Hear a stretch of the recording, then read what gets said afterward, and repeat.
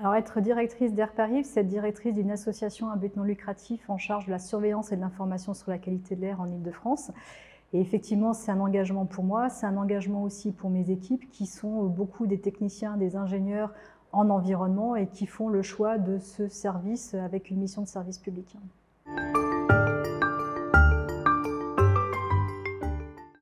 On a une expérience de surveillance et d'information sur la qualité de l'air depuis plus de 40 ans en Île-de-France.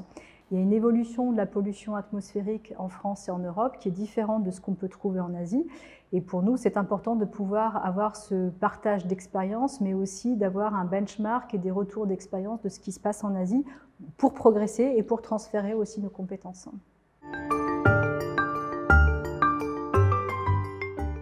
La qualité de l'air à Paris s'est améliorée, comme partout dans les villes en Europe, puisqu'il y a des réglementations de longue date sur la qualité de l'air. Néanmoins, la qualité de l'air change aussi de nature puisque les technologies évoluent et les polluants du passé ne sont pas forcément les polluants du futur.